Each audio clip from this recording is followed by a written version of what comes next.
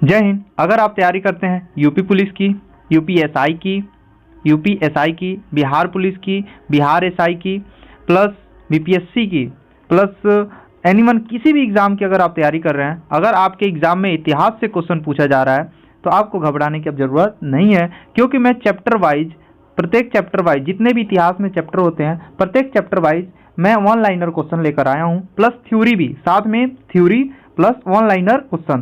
तो ये एग्जाम के लिए आपके लिए बहुत ही ज़्यादा हेल्पफुल होने वाला है। चलिए स्टार्ट करते हैं। और आज हम इस वीडियो में पहला चैप्टर पढ़ेंगे, और जो लोग इस चैनल पर पहली बार आए हैं चैनल को सब्सक्राइब कर लेंगे। आप देख सकते हैं चैप्टर को हमको कैसे कैसे पढ़ना है। तो सबसे पहले पढ़ना है प्राग ऐतिहासिक काल, जिसमें हम पढ़ेंगे पूरा पसाड़ काल, मध्य पसाड़ काल, नव पसाड़ काल, ताम्र पसाड़ काल और प्रमुख मृत भांड संस्कृति और विविध। ये जितने भी क्वेश्चन पूछे गए हैं किसी न किसी एग्जाम में पूछे गए हैं, चाहे वो बीपीएससी का एग्जाम हो, चाहे वो आपका यूपी पीसीएस का एग्जाम हो, चाहे आपका यूपी पुलिस का एग्जाम हो, चाहे आपका यूपीएसआई का हो, चाहे आप दिल्ली पुलिस का अगर एग्जाम की तैयारी कर रहे हैं, उस एग्जाम के लिए भी ये वीडियो क्या है, बहुत ही ज़्यादा हेल्पफुल होने वाला है। अब जैसे हड़प्पा संस्कृति हो गया, वैदिक सभ्यता हो गया, सूत्र काल और महाकाल, महाकाव्य काल, महाजनपद हो गया, 6ठी शताब्दी ईसा पूर्व में सामाजिक और धार्मिक आंदोलन हो गया, ये सभी आपके चैप्टर हैं। जैसे कि आप देख सकते हैं यहाँ पे मौर्य साम्राज्य हो गया, मौर्य काल हो गया, मौर्य उत्तर काल हो गया, वाया आक्रमण और राज्यवंश हो गया, गुप्त का उदय और पूर्व भारत में राजनीतिक दशा हो गया, फिर उसके बाद गुप्त उत्तर काल हो गया, पुष्पभूति वंश हो गया। आप देख सकते हैं ये सारा चैप्टर हम लोग चैप्टर वाइज पढ़ने वाले हैं, जिसमें आज हम पहला चैप्टर पढ़ेंगे प्राग ऐतिहासिक काल। और प्राग ऐतिहासिक काल में आज हम लोग पढ़ेंगे पूरा पसाड़ काल, मध्य पसाड़ काल, नव पसाड़ काल, ताम्र पसाड़ काल और प्रमुख मृत भांड संस्कृति। चलिए स्टार्ट करते हैं। और पहले हम लोग थ्योरी पढ़ेंगे, फिर उसके बाद वन लाइनर क्वेश्चनों को भी देखते हुए चलेंगे। तो चलिए स्टार्ट करते हैं। यह है हमारा प्राग ऐतिहासिक काल। प्राग ऐतिहासिक काल मतलब क्या है? तो ऐसा काल जिसमें आपको ना तो लिखित साक्ष्य मिला है, ना तो लिखित साक्ष्य मिला है और ना ही पढ़ा गया। जब लिखित साक्ष्य नहीं मिला तो पढ़ा कहाँ से गया हो? ऐसे काल को हम प्राग ऐतिहासिक काल कहते हैं। बट ऐसा काल जिसमें लिखित साक्ष्य मिला हो और उसे पढ़ा नहीं गया हो, उसे हम आदि ऐतिहासिक काल कहते हैं। कौन सा? आदि ऐतिहासिक काल। अगर आपसे कोई पूछेगा प्राग ऐतिहासिक काल किसे कहेंगे, तो ऐसा काल जिसमें केवल साक्ष्य मिला हो, लिखित साक्ष्य ना मिला हो, उसे हम प्राग ऐतिहासिक काल कहते हैं। और आदि ऐतिहासिक काल किसे कहते हैं? तो ऐसा काल जिसमें लिखित साक्ष्य मिला हो पर पढ़ा ना गया हो, उसे हम आदि ऐतिहासिक काल कहते हैं। और एक और काल आता है जिसे हम बोलते हैं ऐतिहासिक काल, जिसमें साक्ष्य भी मिला और लिखित साक्ष्य भी मिला और उस लिखित साक्ष्य जो है उसे पढ़ा भी गया, उसको हम बोलते हैं ऐतिहासिक काल। क्लियर है? समझ में आ गया आपको? तो ये तीन हमारे काल हैं जिसमें हम सबसे पहले पढ़ने वाले हैं प्राग ऐतिहासिक काल। और प्राग ऐतिहासिक काल में आपका लिखित साक्ष्य नहीं मिलेगा, केवल साक्ष्य मिलेगा। और इसमें हम पढ़ेंगे मध्य पसाड़ काल, पूरा पसाड़ काल, मध्य पसाड़ काल और नव पसाड़ काल। तो पूरा पसाड़ काल का मतलब क्या? पसाड़ का मतलब होता है पत्थर। पसाड़ का मतलब क्या होता है? पत्थर होता है। तो यहाँ पर ध्यान दीजिएगा, पूरा पसाड़ काल, पूरा पसाड़ काल। अब पूरे पसाड़ काल के बारे में थोड़ा सा जानते हैं हम लोग। तो देखिए, जिस काल में कोई लिखित साक्ष्य नहीं प्राप्त हुआ उसे हम क्या कहते हैं? प्राग ऐतिहासिक काल कहते हैं। जिस काल में आपको कोई भी लिखित साक्ष्य नहीं मिला तो उसे हम क्या बोलेंगे? प्राग ऐतिहासिक काल बोलेंगे। क्लियर है ना? प्राग ऐतिहासिक काल मानव अपने संस्कृति जीवन कब से प्रारंभ किया था? तो लगभग 30 लाख ईसा पूर्व की अगर हम कहानी जानेंगे तो प्राग ऐतिहासिक काल की कहानी होगी। क्लियर है? प्राग ऐतिहासिक काल को कितने भागों में बांटते हैं? तो 3 भागों में बांटते हैं। प्राग ऐतिहासिक काल को हम 3 भागों में बांटते हैं। इसको थोड़ा और जूम कर लेते हैं, चीजें आपको और अच्छे से दिखाई देंगी और साफ स्पष्ट दिखाई देगा। तो चलिए, प्राग ऐतिहासिक काल को हमने 3 भागों में बांट दिया। एक निम्न पूरा पसाड़ काल, क्यों भागता भाई? एक तो निम्न पूरा पसाड़ काल और एक मध्य पसाड़ काल और एक उच्च पूरा पसाड़ काल। अब देखिए, क्वेश्चन पूछता है कि पूरा पसाड़ काल, ये देखिए पूरा पसाड़ काल इसको बोल सकते हैं, इसको हम मध्य पूरा पसाड़ बोल सकते हैं और इसे उच्च पूरा पसाड़ बोल सकते हैं।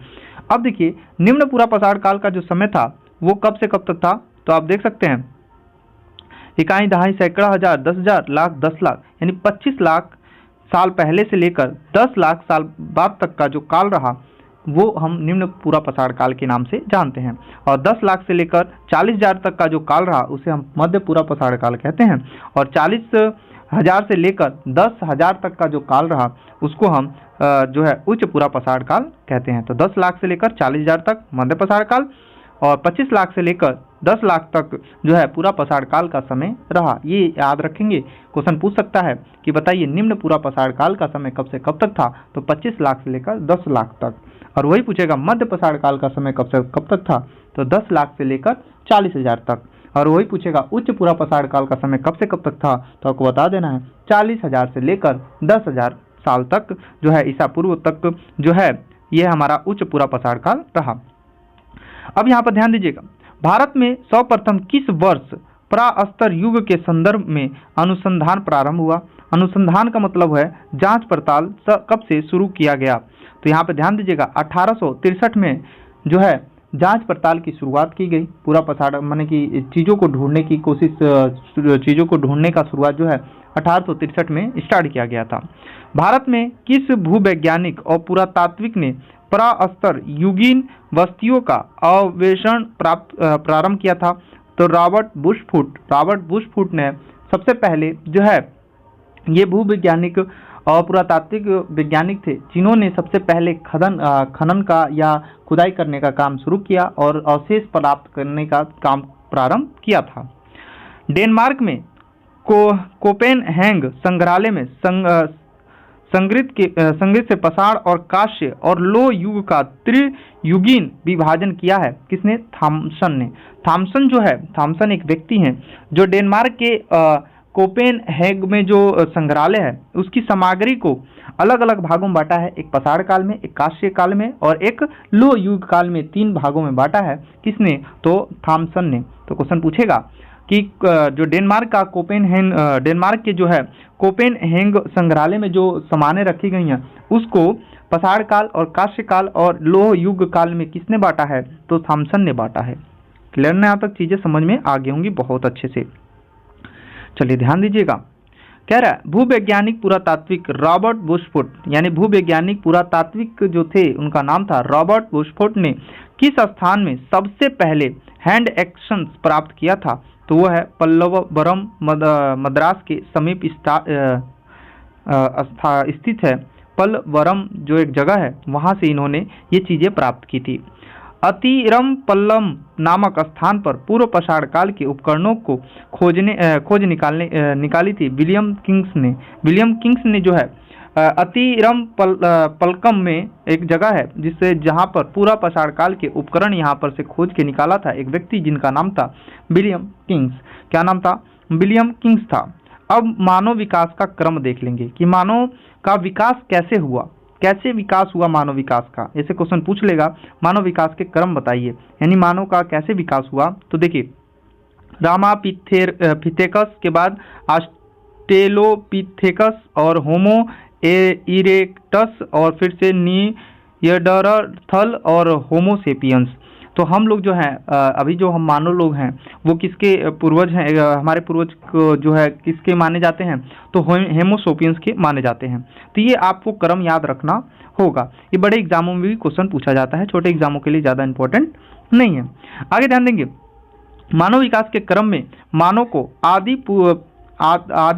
पूर्वज बना और पूर्व अत्यंत नूतन काल में प्रकट हुआ था, तो वह ऑस्ट्रेलोपिथेकस काल में। किस आदि मानव ने सबसे पहले शिव विभाजन और अग्नि का व्यापक रूप से उपयोग किया था, वह है निएंडरथल ने। निएंडरथल जो हमारे जो मानव का जो हम वर्गीकरण कर रहे हैं उसने सबसे पहले अग्नि का प्रयोग किया था। उसके बाद हम देखें तो आगे ध्यान दीजिएगा, आधुनिक मानव का विकास जो है, आधुनिक मानव का विकास लगभग 30,000 वर्ष पहले हुआ था, जिसे कहते हैं होमो सेपियंस। क्या कहते हैं, होमो सेपियंस। होमो सेपियंस को आदि नामों से जानते हैं, होमो सेपियंस के अलग अलग नामों से जानते हैं। प्राज्ञ मानव, क्रो-मैग्नन और चार्ल्स लेडी ग्रिम लर्डी, ऐसे नाम इसके जो है होमो सेपियंस के अलग अलग नाम हैं। अब यहाँ पे ध्यान देंगे, पूरा पाषाण काल से प्राप्त उपकरण किस प्रकार के थे, तो कोड उपकरण थे, हस्त कुल्हाड़ी थे, उनके हाथ में पकड़ने वाला चीजें थी, और भी जैसे कि विद खंडित जो कि क्लाइव था और खंडक गंडासा था, ये सब चीजें पाया गया है पूरा पाषाण काल के समय का, ये चीजें हैं। उसका पूरा पाषाण काल के उपकरण विभिन्न किन किन क्षेत्रों में पाया गया है, जैसे बोलन घाटी में, जो कि बोलन घाटी क्षेत्र कहाँ है, मिर्जापुर उत्तर प्रदेश में। क्वेश्चन पूछेगा बेलन घाटी क्षेत्र कहाँ है जहाँ से पूरा पाषाण काल के उपकरण मिले हैं? वो मिर्जापुर उत्तर प्रदेश। सोहन घाटी हो गया, नर्मदा घाटी हो गया, भीमबेटका की चित्र शैलम हो गया, जो भीमबेटका जो मध्य प्रदेश में स्थित है, वहाँ से जो शैल्य मिले हैं, जो चित्रकारी मिला है, वो किस काल का है? तो पूरा पाषाण काल का है। मध्य पाषाण काल को एक अन्य नाम से जानते हैं, उसका नाम है फलन संस्कृति से। फलन संस्कृति किसे कहते हैं? तो मध्य पूरा पाषाण काल को कहते हैं, आपको याद रखना होगा। मध्य पूरा पाषाण के युग में प्रमुख उपकरण थे, तो वो था विंधनी, छेदनी और खुरचनी। ये विंधनी हो गया, छेदनी हो गया और खुरचनी, ये किस काल के जो उपकरण हुआ करते थे? तो मध्य पूरा पाषाण काल के। क्योंकि मध्य पूरा पाषाण काल में लोगों ने जो हथियार बनाना शुरू कर दिए, एकदम छोटे आकार के बनाने शुरू कर दिए, इसीलिए कहा जाता है कि मध्य पूरा पाषाण काल युग के जो उपकरण थे, वेदनी, छेदनी और खुरचनी थी। मध्य पूरा पाषाण युग के उपकरण बने थे शैलों के बने विभिन्न प्रकार के फलन से। उच्च पूरा पाषाण काल युग प्रमुख उपकरण है तो तर्जनी और खुरचनी, ये सब हुआ करते थे। याद रखिएगा, ये जो अभी हम लोग पढ़ रहे हैं प्राग ऐतिहासिक काल, तो प्राग ऐतिहासिक काल चीज़ें बहुत समझने में दिक्कत होती हैं और बच्चे बोर हो जाते हैं। कोई भी बोर हो जाएगा, एनीवन कोई भी बोर हो जाएगा, क्योंकि इसमें कोई तथ्य नहीं है, बस चीज़ें याद करनी है। तो यहाँ पे कोई भी बोर हो जाता है, आपको घबराना नहीं है। जैसे हम सिंधु घाटी सभ्यता को पार करेंगे, वैदिक सभ्यता में आएंगे, वहाँ से चीज़ें आपको बहुत अच्छे समझ में आएंगी, आपको घबराने की ज़रूरत नहीं है, बस चीज़ों को बस देखते रहिए। आगे ध्यान दीजिएगा, आगे कह रहा है चापर और चापिंग पेंगुल संस्कृति के उपकरण कहाँ से प्राप्त हुए हैं?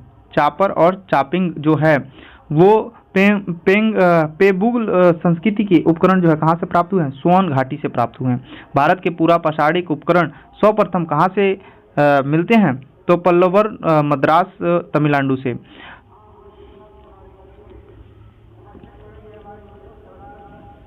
आगे ध्यान देंगे, परिष्कृत औजारों का किस युग को माना जाता है? तो उच्च पूरा पाषाण काल युग को माना जाता है। उच्च पूरा पाषाण युग हड्डी के बने मातृ देवी की मूर्ति कहाँ से प्राप्त हुई है? तो बोलन घाटी, इलाहाबाद, उत्तर प्रदेश से प्राप्त हुई है।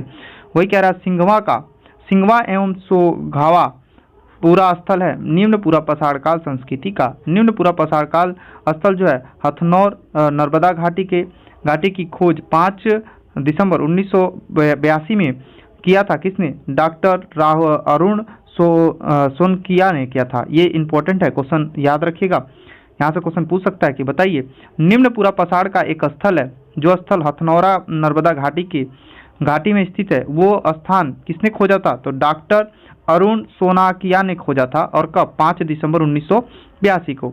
5 दिसंबर 1982 को खोजा था, ये याद रखेंगे आप लोग। अब हम बात करेंगे मध्य पाषाण काल के बारे में, और ध्यान देखेंगे आप लोग, ध्यान से चीज़ें समझेंगे। देखिए, मध्य पूरा पाषाण काल का महत्व मोटे तौर पे जो माना जाता है वो 9000 से लेकर 4000 ईसा पूर्व तक माना जाता है।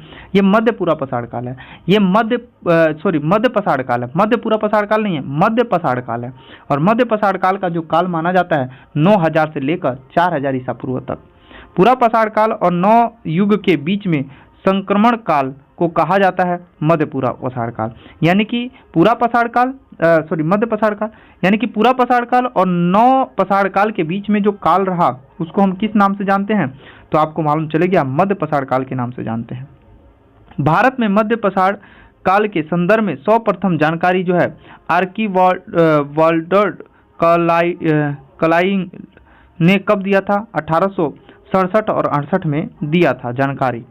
मध्य पाषाण काल के उपकरणों की खोज जो है आर्कीवाल्ड जो है क्लाइव ने सर्वप्रथम किस क्षेत्र से किया था? तो विंध्य क्षेत्र के शैल चित्रों से सबसे पहले मध्य पाषाण काल के उपकरणों की खोज की गई थी। मध्य पाषाण काल के उपकरण बहुत छोटे होते थे, जिसकी वजह से इसको हम माइक्रोलिथ उपकरण कहते थे। देखिए, जो इंपॉर्टेंट है मैं बताता चलूंगा, ये क्वेश्चन बहुत ज़्यादा इंपॉर्टेंट है कि माइक्रोलिथ काल किसे कहते हैं? तो मध्य पाषाण काल को कहते हैं। क्यों? क्योंकि इनके उपकरण जो है छोटे छोटे बनाए जाते थे, इसीलिए हम इनको माइक्रोलिथ उपकरण या माइक्रोलिथ काल के नाम से जानते थे। क्लियर ना? चलिए आगे ध्यान देंगे। मध्य पाषाण काल के उपकरण का निर्माण किस पत्थरों से होता था? तो जेस्पर और कलर डेनी और चार्ट फीटर और क्वार्टरजाइट, इन सब पत्थरों से जो है मध्य पाषाण काल के उपकरण बनाए जाते थे। मध्य पाषाण काल के उपकरणों का आकार प्रकार कैसा हुआ करता था? तो चंद्रकार, अर्धचंद्रकार और त्रिभुजामुखी हुआ करता था मध्य पाषाण काल के उपकरणों का। तो मध्य पाषाण काल के उपकरणों का जो आकार हुआ करता था कैसा हुआ करता था? तो चंद्रकार होता था, अर्धचंद्रकार हुआ करता था, त्रिभुजामुखी हुआ करता था।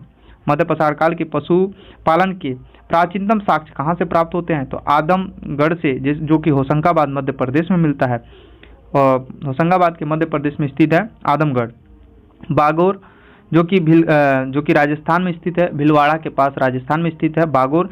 इन दोनों जगह से आदमगढ़ हो गया, बागोर से जो है मध्य पाषाण काल के प्राचीन, जो कि मध्य पाषाण काल के पशुपालन का साक्ष्य हमें मालूम चलता है आदमगढ़ और भिलगाना के पास जो राजस्थान में स्थित है बागोर, वहाँ से। मध्य पाषाण काल के मानव के अस्थि पंजा का सबसे पहला अवशेष कहाँ से प्राप्त हुआ? सरायनाहर या महददा से, जो कि प्रतापगढ़ उत्तर प्रदेश में स्थित है। तो सायर नाहर और महददा ये मध्य पाषाण काल के मानव के अस्थि पंजा का यहाँ से अवशेष मिले हैं। मध्य पाषाणिक संदर्भों में वन धान का परिणाम कहाँ से प्राप्त होता है? तो चौपानी मांडो से, जो कि उत्तर प्रदेश इलाहाबाद में स्थित है चौपानी मांडो, जहाँ से वन धान का प्रमाण मिलता है। भारत के किस शिलालेख में 100% शिलाखों में, ठीक है, 100% चित्र प्राप्त किया गया है? तो भीमबेटका मध्य प्रदेश में सबसे पहले जो है पत्थरों पर जो है सबसे पहले चित्र प्राप्त किया गया है। किस मध्य पाषाणिक स्थल से हड्डी से बने उपकरण प्राप्त हुए हैं? तो महददा प्रतापगढ़ उत्तर प्रदेश से। किस मध्य पाषाणिक स्थलों से एक ही कब्र में 3 मानव कंकाल प्राप्त हुए? तो दमदमा से जो है एक ही कब्र में 3 लोगों का लाश मिला है। भारत में मानव का सर्वप्रथम साक्ष्य कहाँ से मिलता है? तो नर्मदा घाटी से, जो बोरी महाराष्ट्र के पास स्थित है। बोरी महाराष्ट्र के पास स्थित है नर्मदा घाटी, वहाँ से मानव के साक्ष्य सबसे पहले भारत में मिलते हैं, कि यानी कि मानव भारत में रहना सबसे पहले नर्मदा घाटी के तट पर स्टार्ट किया था, जो कि बोरी महाराष्ट्र में पड़ता है। किस प्रौद्योगिकी भारतीय स्थल में होमो इरेक्टस मानव की खोपड़ी पाई गई है? तो हथनौर से, जो कि नर्मदा घाटी के पास है। हथनौर के नर्मदा घाटी के पास है। भारतीय प्रागैतिहासिक काल का टेक्स्ट बुक किस क्षेत्र को कहा जाता है? तो बोलन घाटी को कहा जाता है, इलाहाबाद उत्तर प्रदेश को। भारत में ज्ञात विशालतम मध्य पाषाण वास वाला स्थान कौन सा है? तो बागोर, जो कि भीलवाड़ा राजस्थान में पड़ता है। बागोर साइट के संदर्भ में सही कथन कौन सा है? यह राजस्थान में अवस्थित है। बागोर साइट कहाँ है? बागोर जो है कहाँ स्थित है? तो राजस्थान में स्थित है। बागोर कहाँ, क्वेश्चन पूछेगा बागोर कहाँ स्थित है? तो राजस्थान में स्थित है। इसमें विशुद्ध जो है मध्य पाषाण काल के प्राग मृदभांड चरण के होने का संदर्भ हमारे पास जो है 5365 से लेकर 3775 ईसा पूर्व की कार्बनिक तिथि है। और जम्बू, बैल, भेड़, बकरी और सुअर की करीब 5000 ईसा पूर्व से ही पालतू पशु के रूप में पालन किया जाता था इस समय वहाँ पर। अब हम बात करेंगे, यहाँ पर ध्यान दीजिएगा, और मध्य पाषाण काल हम लोग पढ़ रहे हैं अभी, तो मध्य पाषाण काल में और भी क्वेश्चन हैं जो ध्यान देंगे हम लोग। किस स्थल पर, ध्यान दीजिएगा, कह रहा है किस स्थल पर मानव जीवांश पूरा पाषाणी कालीन औजारों के साथ स्वास्थ्य मानव पाए गए हैं? तो हथनौर में, जो कि नर्मदा घाटी महाराष्ट्र के पास स्थित है। वह मध्य पाषाणिक स्थल जहाँ से पशुवध स्थल का साक्ष्य प्राप्त हुआ है, तो महदहा से प्राप्त हुआ, जो प्रतापगढ़ उत्तर प्रदेश में। सरायनाहर और महददा संबंधित है गंगा घाटी के मध्य पाषाणिक संस्कृति से। ये बहुत इंपॉर्टेंट क्वेश्चन है, याद रखेंगे। सरायनाहर और महददा संबंधित है गंगा घाटी के मध्य पाषाणिक संस्कृति से। क्वेश्चन पूछेगा गंगा घाटी के मध्य पाषाणिक संस्कृति से कौन कौन संबंधित है? सो सरायनाहर और महदहा। प्राचीन कलाकृतियों का परिणाम जो है, प्राचीन प्राचीनतम कलाकृतियों का परिणाम किस काल से संबंधित है? तो उच्च पुरापाषाण काल और मध्य पाषाण काल से संबंधित है। उच्च पुरापाषाण काल और मध्य पाषाण काल से जो है प्राचीनतम कलाकृतियों का परिणाम जो है पाया जाता है। अब यहाँ पर ध्यान देंगे, मध्य पाषाण काल के कुछ स्थल है जो एग्जाम में डायरेक्ट पूछ लेगा, कहेगा वीर भावनपुर कहाँ स्थित है? तो पश्चिम बंगाल में। ये मध्य पाषाण काल के स्थल हैं, जो कि वीर भावनपुर जो है कहाँ है? पश्चिम बंगाल में। और लंगनाज जो है कि कहाँ है? गुजरात में है। टेरी कहाँ है? तमिलनाडु में। टेरी तमिलनाडु में। आदमगढ़ जो कि मध्य प्रदेश में। बागोर राजस्थान में। बागोर वाला तो बहुत ही इंपॉर्टेंट है, याद रखेंगे। बागोर वाला आपका बहुत ही ज़्यादा इंपॉर्टेंट है, और आदमगढ़ वाला भी इंपॉर्टेंट है। तो सराय नाहर जो कि उत्तर प्रदेश में है, और महददा कहाँ है? उत्तर प्रदेश में। अगर आप लोग यूपी पुलिस यूपीएसआई की तैयारी कर रहे हैं तो ये तीनों चारों क्वेश्चन आपके लिए बहुत ही ज़्यादा इंपॉर्टेंट है। डायरेक्ट क्वेश्चन पूछेगा कि बताइए मध्य पाषाण काल का जो है सराय नाहर स्थल कहाँ स्थित है? तो उत्तर प्रदेश में इलाहाबाद के पास स्थित है। ये बातें आपको याद रखनी होंगी। आगे ध्यान देंगे, नेक्स्ट क्वेश्चन है यहाँ पर, कह रहा है मध्य पाषाण कालीन गुफा चित्रकारी में किस प्रकार की कला प्रदर्शित हुई है? यानी कि मध्य पाषाण काल में जो चित्रकलाएं देखी गई हैं वो किस प्रकार की हैं? तो आखेट है, नृत्य है, और युद्ध की है। यानी आखेट मतलब क्या? घूम घूम के जो शिकार करते हैं, घूम घूम के जो अपना जीवन यापन करते हैं उसको हम आखेट कहते हैं। और प्लस नृत्य मतलब डांस हो गया, और युद्ध मतलब जो कि युद्ध है एक तरह से, उसका चित्रकारी किया गया है जो कि गुफाओं के अंदर। भारत के किस नवपाषाणिक स्थल में सर्वप्रथम खोजी गई थी? तो लिंगसुगूर जो कि 1842 में मैसूर में 1842 मैसूर में किया गया था। नवपाषाण काल जो है, नवपाषाण काल की बात करें तो विश्व स्तरीय संदर्भ में नवपाषाण काल का प्रारंभ कब से माना जाता है? तो 9000 ईसा पूर्व से माना जाता है। भारत के नियोलिथिक स्थितिकरण की तिथि मानी जाती है तो 7000 ईसा पूर्व में। भारतीय उपमहाद्वीप में नवपाषाणिक युगीन एक ऐसी बस्ती है के साक्ष्य प्राप्त हुए हैं जिसका काल 7000 ईसा पूर्व बताया गया है। वह स्थल है मेहरगढ़। मेहरगढ़ एक स्थल है जो 7000 ईसा पूर्व में यहाँ से साक्ष्य मिला है, और बलूचिस्तान और पाकिस्तान के क्षेत्र में स्थित है मेहरगढ़। मेहरगढ़ कहाँ है? बलूचिस्तान और पाकिस्तान के क्षेत्र में स्थित है। नवपाषाण काल के प्रथम प्रास्तर उपकरण सर्वप्रथम 1860 ईस्वी में लेमेने सूरियर ने कहाँ से प्राप्त किया था? टोंस नदी घाटी से, जो कि उत्तर प्रदेश में स्थित है। वह स्थल जहाँ से पाषाण संस्कृति से लेकर हड़प्पा सभ्यता तक की सांस्कृतिक अवशेष प्राप्त हुए तो मेहरगढ़। ये भी क्वेश्चन आपका क्या है? बहुत ही ज़्यादा इंपॉर्टेंट है, याद रखेंगे। यानी कि ऐसा एक स्थल है जहाँ से हमें प्राचीन पाषाण संस्कृति से लेकर हड़प्पा सभ्यता तक के साक्ष्य हमें प्राप्त होते हैं, वह है मेहरगढ़, जो कि बलूचिस्तान और पाकिस्तान के क्षेत्र में पड़ता है। आपको याद रखना होगा। चलिए यहाँ पर नेक्स्ट है, भारत के प्राप्त प्राचीनतम कृषि साक्ष्य कहाँ से प्राप्त हुए हैं? तो लहुरा देव जो कि उत्तर प्रदेश में है, संत कबीर नगर जो कि उत्तर प्रदेश में ही है, पश्चात मेहरगढ़ जो कि 7000 ईसा पूर्व। अब देखिए लहुरा देव जो है वो 9000 ईसा पूर्व से लेकर 7000 ईसा पूर्व के बीच का जो है यहाँ से कृषि के साक्ष्य मिलते हैं। वहीं संत कबीर नगर जो कि उत्तर प्रदेश में ही स्थित है। तो लहुरा देव संत कबीर नगर जो है उत्तर प्रदेश में स्थित है। मेहरगढ़ जो है कि बलूचिस्तान और पाकिस्तान में स्थित है, जहाँ से कृषि के हमें साक्ष्य प्राप्त होते हैं। नेक्स्ट क्वेश्चन है यहाँ पे, नवपाषाणिक स्थल बुर्ज होम की खोज डी टेरा और पीटरसन ने किस वर्ष किया था? तो 1935 में किया था। 1935 में बुर्ज होम की खोज की गई थी। किसने किया था? तो डी टेरा और पीटरसन ने किया था। याद रखेंगे, डी टेरा और पीटरसन ने जो है बुर्ज होम की खोज 1935 में किया था। भारत में सर्वप्रथम चावल के साक्ष्य किस स्थान से प्राप्त होते हैं? तो कोल्डिवा इलाहाबाद से। कोल्डिवा इलाहाबाद से चावल के साक्ष्य प्राप्त होते हैं, हमें याद रखना होगा। भारत में सर्वप्रथम गेहूं के साक्ष्य किस स्थल से प्राप्त हुए हैं? गेहूं के साक्ष्य मेहरगढ़ से, चावल के साक्ष्य कोल्डिवा से। कोल्डिवा आपके इलाहाबाद उत्तर प्रदेश में है, और मेहरगढ़ जो कि पाकिस्तान में है। याद रखेंगे, ये भी क्वेश्चन और ये भी क्वेश्चन बहुत ही ज़्यादा इंपॉर्टेंट है। ठीक है, मैं बताते चल रहा हूँ कौन सा क्वेश्चन इंपॉर्टेंट बहुत ज़्यादा है।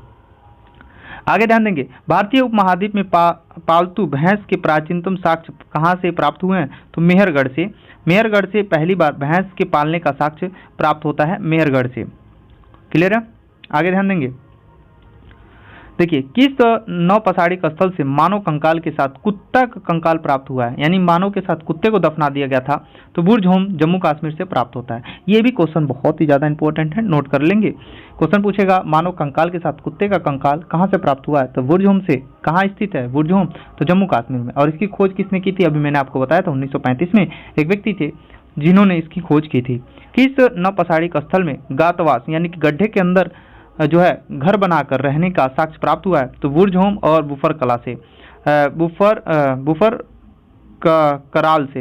कराल से और बुर्ज-होम से जो है गातवास मिला, यानी गड्ढे के अंदर घर बना के रहने का साक्ष्य प्राप्त हुआ है। वह नौपसारिक स्थल जहाँ से पशु हड्डी के उपकरण और हिरण के सींग के उपकरण मिले हैं, तो है चिरांद। याद रखेंगे, चिरांद जो है हमारा बिहार सारण में पड़ता है, बिहार के सारण जिले में पड़ता है। ये भी इंपॉर्टेंट क्वेश्चन, अगर आप बिहार का कोई एग्जाम देने जा रहे हैं तो एग्जाम के लिए बहुत ही ज़्यादा इंपॉर्टेंट है। क्वेश्चन पूछेगा कि नवपसारी काल का कौन सा ऐसा स्थल है जहाँ से जो है बिहार में पशु की हड्डी से बना उपकरण प्राप्त हुआ है, जैसे कि हिरण की हड्डी के बने हिरण के सींग से बनी हड्डी का उपकरण प्राप्त हुआ है, तो है चिरांद। और चिरांद कहाँ है, किस जिले में, तो सारण जिले में, और ये बिहार में स्थित है। क्लियर है। गतवास भी पूछता है तो आपको बता देना बुर्ज-होम और बुफर कराकल में पाया जाता है। और पूछेगा मानव कंकाल के साथ कुत्ते का शव कहाँ से मिलता है, तो बुर्ज-होम जम्मू कश्मीर से। ये तीनों क्वेश्चन आपके लिए बहुत ही ज़्यादा इंपॉर्टेंट है। जो इंपॉर्टेंट है मैं आपको बताते चलूंगा। क्लियर है ना। चलिए आगे बढ़ते हैं। दक्षिण भारत में नवपसारी काल की मुख्य स्थल कौन सा है, ये भी इंपॉर्टेंट है। तो बेल्लारी जो कर्नाटक में स्थित है, ये दक्षिण भारत का नवपसारी काल का मुख्य स्थल माना जाता है। किस नवपसारकालीन पूरा स्थल में राख के टीले के साक्ष्य प्राप्त हुए हैं, क्वेश्चन पूछेगा। राख का टीला कहाँ से प्राप्त हुआ है, तो आपको बताना है संगोन कल्लूर जो कि बेलारी कर्नाटक में स्थित है, और पिकलीहाल और उतोनरू से जो है राख के टीले प्राप्त हुए हैं। यानी कि जो है यहाँ पे कुछ ना कुछ जलाया गया, उसका राख के टीले कहाँ से प्राप्त हुए हैं, तो आपको याद रखना है संग न कल्लू, ये आपको याद रखना हो, कर्नाटक में स्थित है। आगे ध्यान देंगे दक्षिण भारत के नवपसारी काल स्थल, यानी कि नवपसार काल के दक्षिण भारत में कौन कौन से स्थल हैं, तो आप देखेंगे मस्की, ब्रह्मगिरी, हुल्लूर और कोंडाकल और पिंगली हल और संगकुल्लू, टी नरसीपुर और तेकाकोटो जो कि कर्नाटक राज्य में सारा स्थित है, और पेम्बापल्ली जो कि तमिलनाडु में। क्वेश्चन पूछेगा कि नवपसारकालीन स्थल तमिलनाडु का कौन सा स्थल है, तो आपको याद रखना होगा उतनूरू जो कि आंध्र प्रदेश में स्थित है, ये भी नवपसारी काल स्थल है। अब यहाँ पे देखेंगे नवपसार काल के प्रमुख दिन क्या क्या है, क्या हमें नवपसार काल से सीखने को मिला है। तो क्वेश्चन पूछेगा कृषि का विकास कब हुआ, तो नवपसार काल में। क्वेश्चन पूछेगा कुंभकारी निर्माण कब हुआ, तो नवपसार काल में। आग का सर्वप्रथम प्रयोग, खोज पूछेगा तो पूरा पसार काल, और प्रयोग पूछेगा तो नवपसार काल। पहिए का आविष्कार तो पूरा नवपसार काल। और स्थित ग्रामीण जीवन का विकास, यानी कि लोग एक जगह रह के घर बनाकर रहना प्रारंभ कर दिए, तो नवपसार काल में। क्लियर है ना। यहाँ से क्वेश्चन आपको बार बार देखने को मिलता है। मानव ने, क्वेश्चन पूछेगा मानव ने सर्वप्रथम किस अनाज का प्रयोग किया था, तो जौ को उगाया भी था, जौ को खाया भी था सबसे पहले, किसने, मानव ने। बंसुली छेदी छेद और गोल पत्थर किस संस्कृति से प्राप्त होते हैं, तो नवपसार काल से। फसल काटने का आयताकार पसार उपकरण जो किस नवपसारी काल स्थल से प्राप्त होते हैं, तो बुर्ज-होम जम्मू कश्मीर से प्राप्त होते हैं। किस नवपसारिक स्थल से पशु बाड़े का जो है प्रमाण प्राप्त होता है, तो महगढ़ा जो कि इलाहाबाद उत्तर प्रदेश में स्थित है, वहाँ से पशु के बाड़े बने हुए का साक्ष्य हमें प्राप्त होता है, जो कि इलाहाबाद उत्तर प्रदेश में है। आगे देखेंगे विविध क्वेश्चन जो कि एग्जाम में क्वेश्चन जो बार बार पूछे गए हैं, उन क्वेश्चनों को देखते हैं। देखिए चित्र शैली की सबसे बड़ी मेखला कहाँ है, तो जौरा और भीमबेटका में है। जौरा और भीमबेटका में सबसे ज़्यादा चित्र शैली देखने को मिला है, चित्र बना हुआ देखने को मिला है। भारत के पूर्व प्रास्तर युग अधिकांश औजार किससे बने हुए हैं, तो स्फटिक से बने हुए हैं। किस प्रागैतिहासिक काल स्थल से भारत के प्राचीनतम झोपड़ी साक्ष्य मिले हैं, तो पैसरा बिहार से प्राप्त हुआ है। प्राचीन झोपड़ी का साक्ष्य क्वेश्चन पूछेगा किस प्रागैतिहासिक काल में प्राचीन झोपड़ी का साक्ष्य मिला है, तो बिहार से मिला है। बिहार के कौन सी जगह, तो पैसरा पैसरा से मिला है, आपको याद रखना होगा। ये बिहार का कोई भी एग्जाम देने जा रहे हो तो यहाँ से एग्जाम में क्वेश्चन पूछने को बहुत ज़्यादा चांसेस होते हैं। नेक्स्ट क्वेश्चन है, उच्च पूरा पसाड़िक युग स्थल से जहाँ शत्रुमुर्ग के अंडे पर चित्रकन का साक्ष्य मिलता है, यानी शत्रुमुर्ग का जो अंडा होता है, जो कि सबसे बड़ा अंडा होता है शत्रुमुर्ग का, उस पर चित्रकारी देखने को मिला है, वो है पाटन से। उत्कृष्ट शिल चित्रों को क्या कहा जाता है, तो पेंटोग्रिलफ कहा जाता है। मध्य पूरा पसाड़िक स्थल समानपुर का उत्खनन का कार्य किसने किया था, तो B.N. मिश्रा ने किया था, B.N. मिश्रा ने किया था। आगे ध्यान देंगे, नेक्स्ट क्वेश्चन यहाँ से है कि उच्च पूरा पसाड़िक काल को किस एक अन्य नाम से जाना जाता है, तो उच्च पूरा पसाड़िक काल को जो है किस अन्य नाम से जानते हैं, तो मेंगदेलियान संस्कृति और ब्लेड संस्कृति। तोबा ज्वालामुखी राख सर्वप्रथम कहाँ से प्राप्त हुआ था, तो सोन घाटी से प्राप्त हुआ था, तोबा ज्वालामुखी राख। मध्य सोन नदी घाटी का प्राचीनतम भूतात्विक जमाव का क्रम है, तो सिंघवाल और पट्टपारा और बागौर और खैतोनी जो है इससे प्राप्त है। प्राग ऐतिहासिक काल के अध्ययन प्रागैतिहासिक के अध्ययन का विषय है निरक्षर समाज का इतिहास, यानी यहाँ पे समाज जो है पढ़ा लिखा नहीं था, आपको मालूम है। हस्तकुंठा उपकरण किस विधि के उपकरण है, तो बाईफेरियल उपकरण है। पूरा पसाड़िक कालीन लोगों का मुख्य धंधा क्या था, शिकार करना पूरा पसाड़ काल के लोगों का काम था, पूर्व पसाड़ काल के लोगों का काम था शिकार करना। किस क्षेत्र में पूरा पसाड़ काल, मध्य पसाड़ काल और नव पसाड़ काल के अवशेष एक क्रम में पाए गए हैं, तो बेलन घाटी, विंध्य क्षेत्र और नर्मदा घाटी से। ग्राउंड स्टोन टूल्स किस गोत्रक है, तो कृषक अर्थव्यवस्था से। पसाड़ उपकरण निर्माण केंद्र ईसामपुर किस राज्य में स्थित है, तो कर्नाटक में। किस राज्य में, कर्नाटक में। 2001 में ध्यान देंगे, 2001 में भारत के किस स्थान से एक पूरा अस्मीकृत मानव शिशु कंकाल प्राप्त हुआ है, तो ओधे केरल से। भारतीय प्रागैतिहासिक काल पुरातात्विक के जनक किसे माना गया है, तो ए कनिंघम को जो है पुरातात्विक जो है प्रागैतिहासिक काल पुरातात्विक जनक कहा गया है।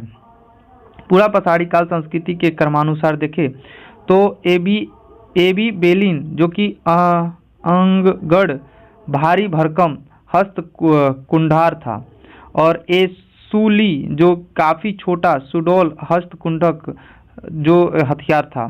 मोस्तारी जो है मध्य पसाड़ कालीन था, और मगदालिनी जो है उच्च पूरा पसाड़ी काल था।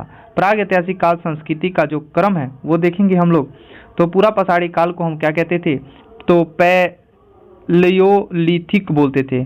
मेसोलिथिक जो कि मध्य पसाड़ काल को, नियोलिथिक जो है कि नव पसाड़ काल को, कैलोलिथिक जो है ताम्र पसाड़ काल को। ये चीज़ें आपको याद रखना होगा।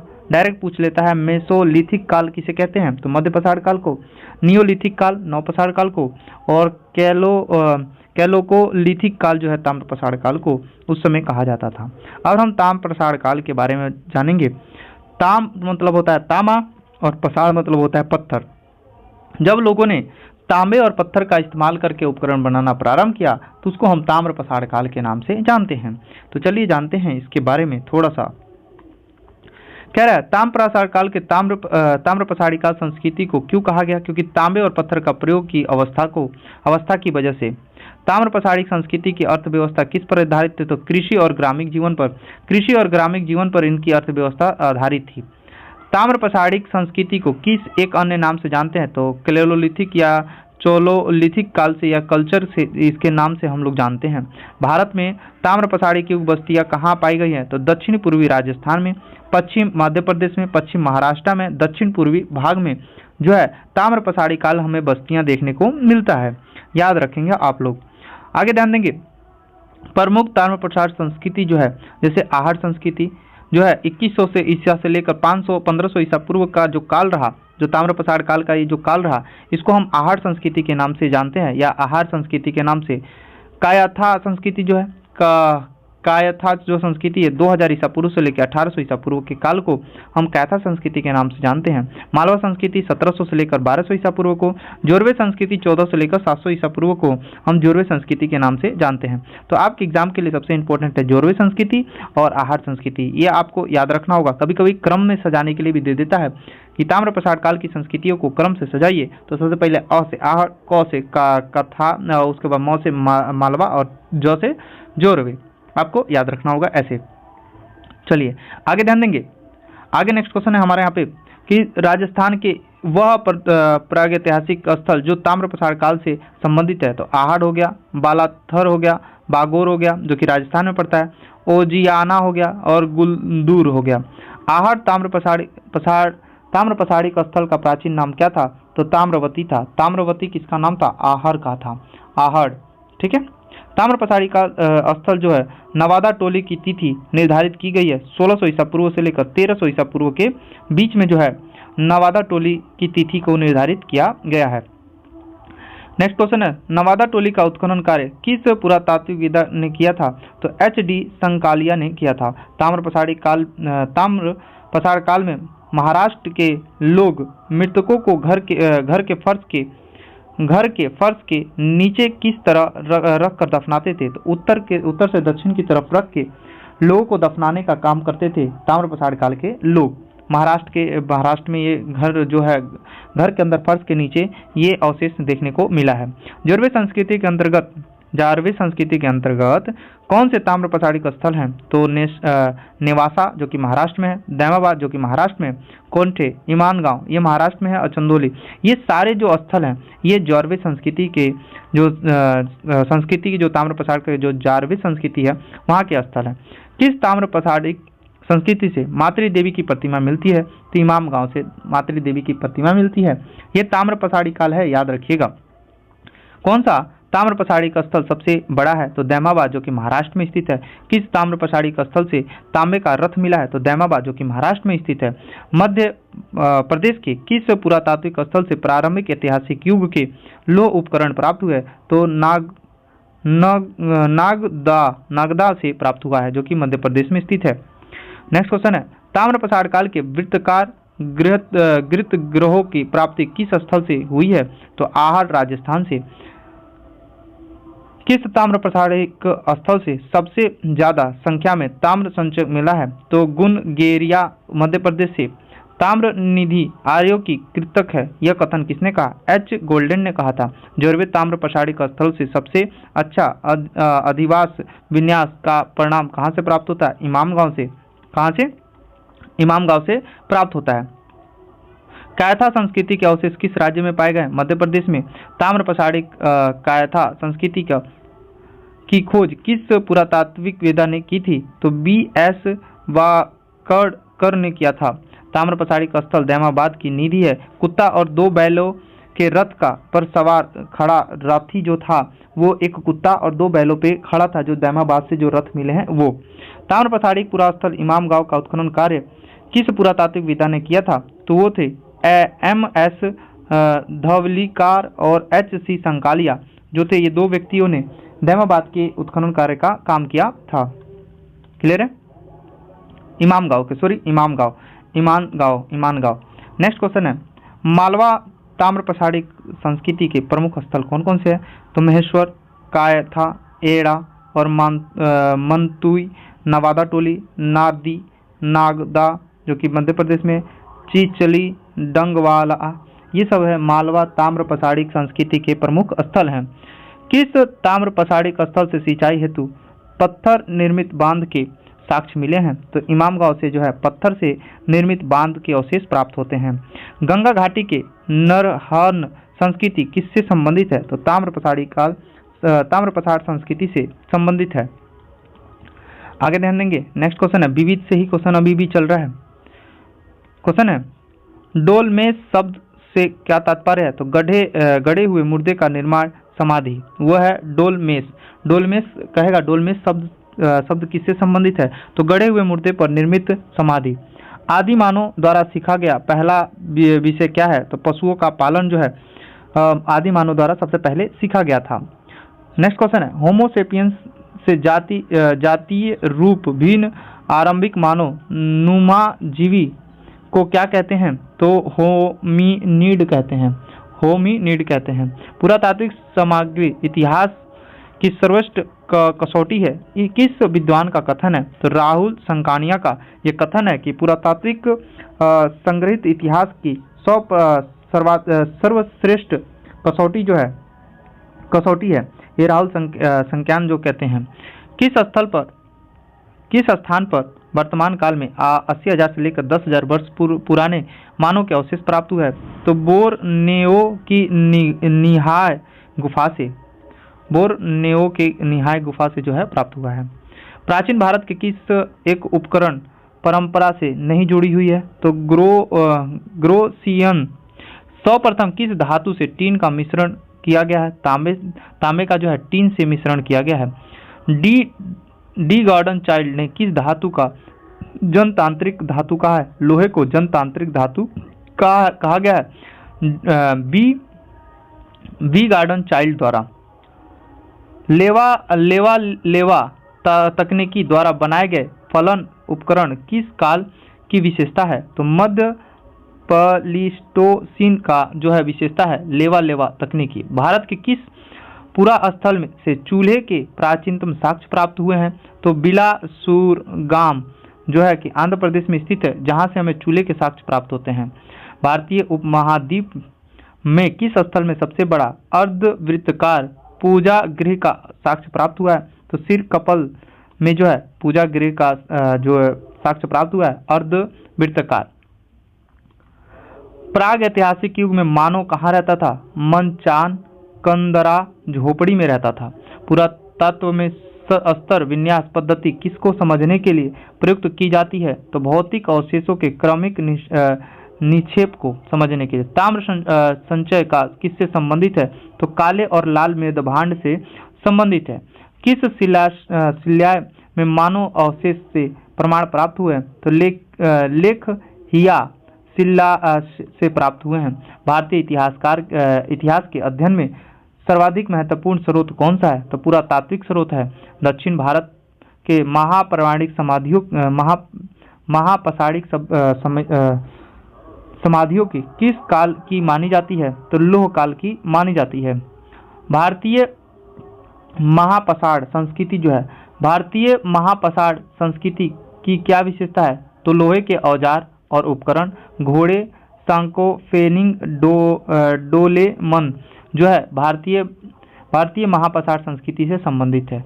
लंबवत पुरातात्विक उत्खनन के द्वारा किस संस्कृति के विषय में क्या ज्ञात किया गया है? सांस्कृतिक के काल में मापन का।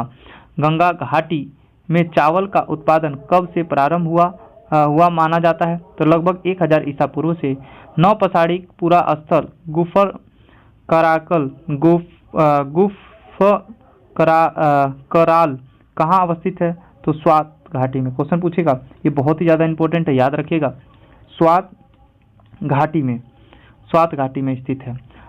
हस्तिनापुर की सांस्कृतिक क्रम से हस्तिनापुर की सांस्कृतिक क्रम है वो है OCP काल जो कि ताम्रप्रसार काल है, OGW काल जो कि लोह काल, ये सब बताते हैं। OCP काल जो कि ताम्रप्रसार काल, OPW काल जो कि लोह काल, और NBP मृदभांड काल जो कि 6ठी शताब्दी ईसा पूर्व। कुषाण काल जो कि प्रथमी शताब्दी काल को कुषाण काल कहा गया है। अब देखेंगे प्राग ऐतिहासिक काल, ताम्रप्रसारी काल प्राप्त साक्ष्य स्थल कौन कौन से हैं।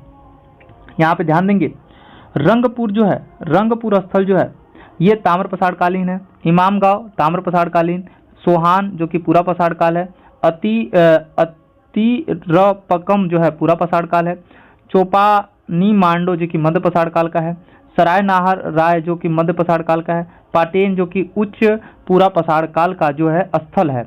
याद रखेंगे, ऐसे ही एग्जाम में क्वेश्चन पूछता है, कहेगा पटेन जो है कब का कहाँ का स्थल है? तो उच्च पूरा प्रसार काल का जो है पटेन स्थल है। बुर्जहोम किस समय का है? तो नव प्रसार काल का। कुली जो कि पूरा हड़प्पा काल का। आदि चचेन ललूर जो कि महाप्रसार काल का है। किस काल का? महाप्रसार काल का। अब देखेंगे जो निम्न पसार काल था उस समय कौन सी संस्कृति थी? तो सोन संस्कृति थी। मध्य पसार काल में नेसाव संस्कृति थी। उच्च पसार काल में बागोर संस्कृति थी और नव पसार काल में कोल्डिवा संस्कृति थी। याद रहेगा। अब देखिए काल और प्राप्त साक्ष्य कौन कौन से हैं? तो पूरा पसार काल में चिपड़ा पसार काल उपकरण प्राप्त हुआ है। मध्य पसार काल में लघु पसार काल उपकरण प्राप्त हुए हैं। उच्च पूरा पसार काल में शैलचित्र प्राप्त हुए हैं। नव पसार काल में घीसे पसार उपकरण प्राप्त हुए हैं। पूरा पसार काल में नदी तट अधिवास यानी कि नदी के तट पर रहने का साक्ष्य हमें पूरा पसार काल में प्राप्त हुआ है।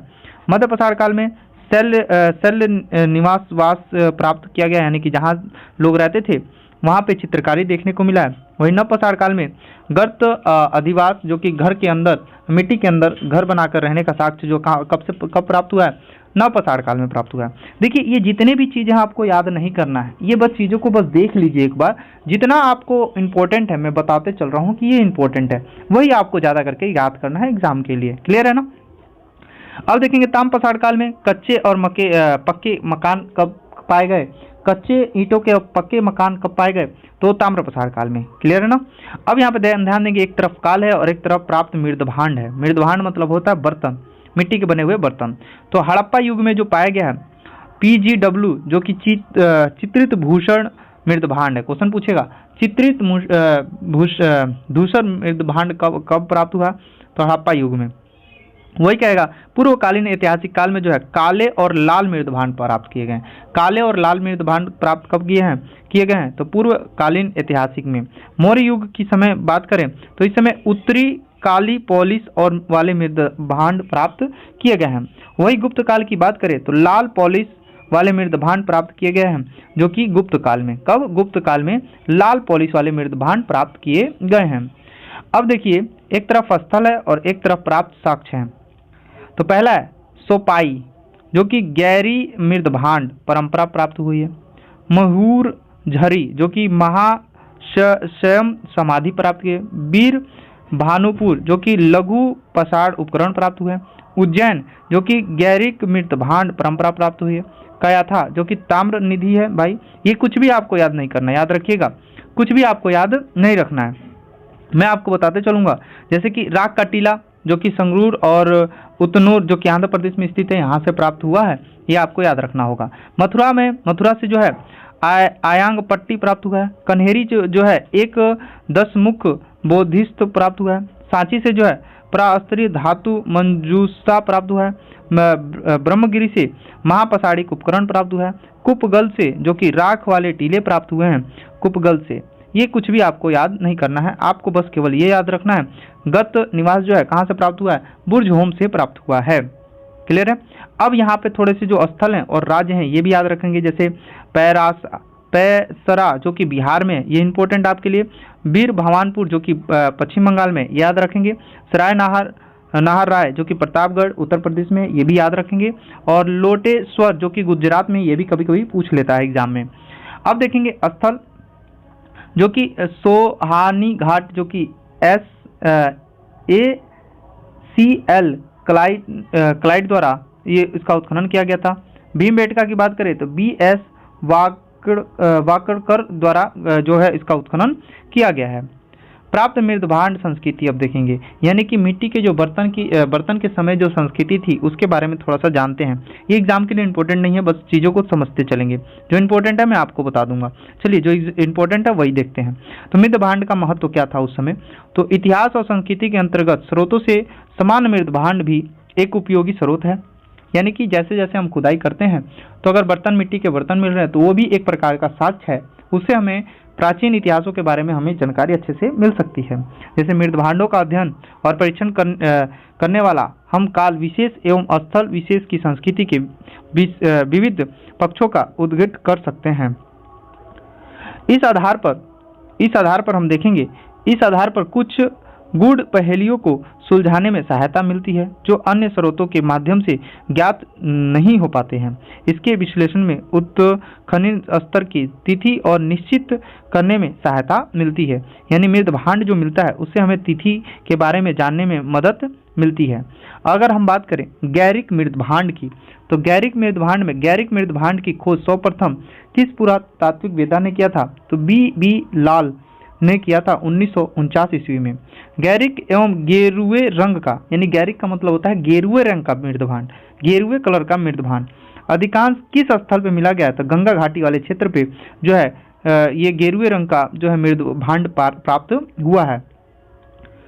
पुरातात्विक गेरुए रंग का मृदभांड किस नाम से प्रचलित है? तो OCP के नाम पर प्रचलित है। गैरिक मृदभांड के संबंधित प्रमुख स्थल हैं, ये आपको कुछ भी याद नहीं रखना है, ये ज़्यादा इंपॉर्टेंट नहीं है, ठीक है। अब यहाँ पे देखें गैरिक मृदभांड का विस्तार जो है सबसे ज़्यादा देखने को मिलता है उत्तर प्रदेश, हरियाणा, उत्तरी राजस्थान और पंजाब वाले क्षेत्र में। गैरिक मृदभांड पात्रों का निर्माण अवधि है 1300 से लेकर 1200 ईसा पूर्व का। गैरिक मृदभांड किस सभ्यता का प्रतिनिधित्व करता है? तो पूर्व वैदिक काल का जो है प्रतिनिधि करता है। चीतर धूसर मृदभांड, देखिए चीतर धूसर मृदभांड की बात करें तो ये हड़प्पा संस्कृति से बाद मिले हुए जो मृदभांड है उसे हम चीतर धूसर मृदभांड कहते हैं। ये हस्तिनापुर से मिला है जो कि पंजाब राज्य में स्थित है। ये ज़्यादा इंपॉर्टेंट नहीं है, जो इंपॉर्टेंट है मैं आपको बताते हुए चलूँगा। यहाँ पे ध्यान देंगे, क्वेश्चन पूछा है यहाँ पर, एक क्वेश्चन है यहाँ पे, ध्यान देंगे आप लोग। कहाँ गया? हाँ, कृष्णा लोहित मृदभांड। तो कृष्ण लोहित मृदभांड जो कि काले रंग का होता है, आपको इतना तो मालूम होगा। और ये जो मृदभांड है रंगपुर और लोथल वाले क्षेत्र से मिला है। तो ये कुछ भी आपके लिए इम्पोर्टेंट नहीं है, इसे आपको छोड़ देना है। और अगले क्लास में हम लोग पढ़ेंगे हड़प्पा सभ्यता और बहुत अच्छे से हड़प्पा सभ्यता को जानेंगे। अब यहाँ से आपके एग्जाम में क्वेश्चन बनने के बहुत ज़्यादा चांसेस होते हैं। पूरा पाषाण काल से इनमें क्वेश्चन नहीं पूछते हैं। अब तो ताम्र पाषाण काल से 1-2 क्वेश्चन आ ही जाते हैं, तो उन क्वेश्चनों को भी आप लोग अच्छे से देख लेंगे। और नेक्स्ट वीडियो में हम बात करेंगे हड़प्पा सभ्यता के बारे में। देखिए चीज़ों को उच्चारण करने में थोड़ी सी दिक्कत होती है, क्योंकि यहाँ पे क्या है कि 2-3 क्लास लेने के बाद मैं ये क्लास स्टार्ट करता हूँ, जिसकी वजह से हरासमेंट होने की वजह से कुछ उच्चारण करने में दिक्कत हो जाती है। तो उसका आप लोग देख लेंगे, क्योंकि PDF आपके सामने रहता है, आप भी पढ़े लिखे हैं। तो आज के लिए बस इतना ही, नेक्स्ट वीडियो मिलते हैं और हड़प्पा सभ्यता के बारे में जानेंगे। और हड़प्पा सभ्यता के बारे में जानने के बाद हम लोग नेक्स्ट ऐसे ही चैप्टर वाइज बहुत जल्दी पूरा हिस्ट्री कवर कर लेंगे। धन्यवाद, आज के लिए बस।